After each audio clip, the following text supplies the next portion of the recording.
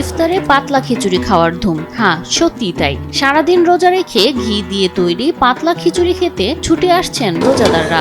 পাতলা খিচুড়ি ছাড়া মানে ইফতারই হয় না। ইফতার মানে হচ্ছে পাতলা খিচুড়ি। সারাদিন রোজা থাকার পর নরম কিছু খেয়ে এরকম একটা তৃপ্তি পাওয়া যায়। এটা সিলেটের সবচেয়ে বেশি জনপ্রিয়। রমজান মানেই ইফতার, আর ইফতার মানেই নানা মুখরোচক আয়োজন। তবু সিলেটবাসীর পছন্দের তালিকায় বছরের পর বছর ধরে শীর্ষে এক নাম ঐতিহ্যবাহী পাতলা খিচুড়ি। খাফসা বিরিয়ানি এটা অসাধারণ, এবং আমাদের খাসির লেগ যেটা আছে সেটাও আছে। আমাদের এখানে আছে আপনার কিচেন হোল রোস্ট, যেটা আরও বিভিন্ন ধরনের আইটেম আছে। সব থেকে সিলেটের সব থেকে একটা মজাদার একটা আইটেম হচ্ছে, সেটা হচ্ছে আপনার ওই যে লেটা খিচুড়ি, যেটা পাতলা খিচুড়ি বলে। স্বাদ, গন্ধ আর পুষ্টিগুণে এ খাবার যেন সিলেটের রোজাদারদের প্রথম পছন্দ। বিকেল নামতেই প্রাণ চঞ্চল হয়ে ওঠে সিলেটের ইফতার বাজারগুলো। একটু ডিফারেন্ট লাগে, ঘর থেকে একটু ডিফারেন্ট মজা লাগে, রেসিপিটা আলাদা মজার লাগে বাইরে থেকে নেওয়া। হোটেল রেস্তোরাঁর সামনে টানানো সামিয়ানা, সারি সারি টেবিলে সাজানো দই বড়া, চপ, জিলাপি, হালিম আর নানা বাহারি পদ। তবু সবার আগ্রহের কেন্দ্রে থাকে পাতলা খিচুড়ি। সিম্পল প্রাইজের মধ্যে 150+ আইটেম সার্ভ করছে ইফতার বাফেটে, যেখানে ইফতার কাম বাফেট ডিনার পর্যন্ত থাকছে।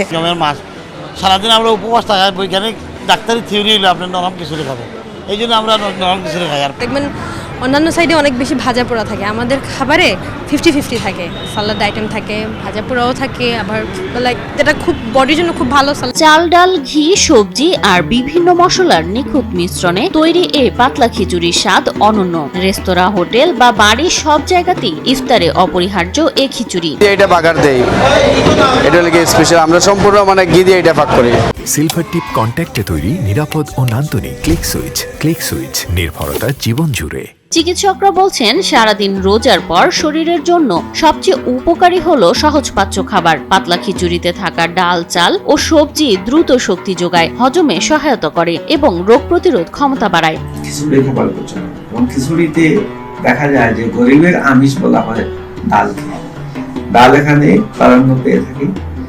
ডাল থাকে, কার্বোহাইড্রেট মানে ভাত থাকে, তার সাথে আরো কিছু মিক্স থাকে, পেঁয়াজ থাকে। তো সব মিলিয়ে খিচুড়িটাকে বলা হয় গরিবের প্রোটিনের একটা মানে জুৎসই খাবার। এখানে আপনার প্রোটিন, কার্বোহাইড্রেট উপযুক্ত লেভেলে থাকে, ব্যালেন্স হিসেবে থাকে। তো এই খাবারটা দিয়ে আপনি যদি সারাদিন রোজা রাখার পরে ইফতারি যদি করেন, তাইলে আপনার শরীরে পার্শ্ব প্রতিক্রিয়া অথবা খারাপ কিছু হওয়ার সম্ভাবনা অনেকাংশ কমে যায়। পাতলা খিচুড়ির পাশাপাশি সিলেটের আখনি, দই বড়া আর শামুক ভাজাও ইফতারে জনপ্রিয়। তবে দাম সাধ্যের মধ্যে হওয়ায় রোজাদারদের প্রথম পছন্দ এখনো পাতলা খিচুড়ি। বাহারি ইফতারি আর শতপদের আয়োজন থাকলেও সিলেটের রোজাদারদের কাছে পাতলা খিচুড়ি যেন ঐতিহ্যের স্বাদ আর স্বাস্থ্যকর ইফতারের নিখুঁত পরিণতি।